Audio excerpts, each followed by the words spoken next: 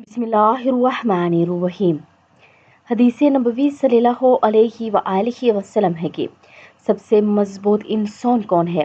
रसूलुल्लाह सल्लल्लाहु अलैहि वआलिहि वसल्लम ने इरशाद फरमाया। अनस रज़ियल्लाहु तआला अन्हु से रिवायत है कि नबी करीम सल्लल्लाहु अलैहि वआलिहि वसल्लम कुछ लोगों के पास से गुजरे जो पत्थर उठा रहे थे। आप सल्लल्लाहु अलैहि वआलिहि वसल्लम ने फरमाया, ये लोग क्या कर रहे हैं? लोगों ने कहा, ये पत्थर उठाकर सख्ती यानी कुव्वत मजबूती हासिल कर रहे हैं। तो नबी करीम सल्लल्लाहु अलैहि वआलिहि वसल्लम ने फरमाया, क्या मैं तुम्हें इससे भी कुव्वत या मजबूत चीज़ न बतलाऊं? या इसी तरह की कोई बात कही। वो शख्स जो गुस्से के वक़्त अपने आप को काबू में रखता है, वो इससे ज़्यादा कुव्वत और मजबूत इंसान है। यानी जो अपने आप पर गुस्से के वक़्त काबू रखता है, वो ज़्यादा ताकतवर और मजबूत इंसान होता है।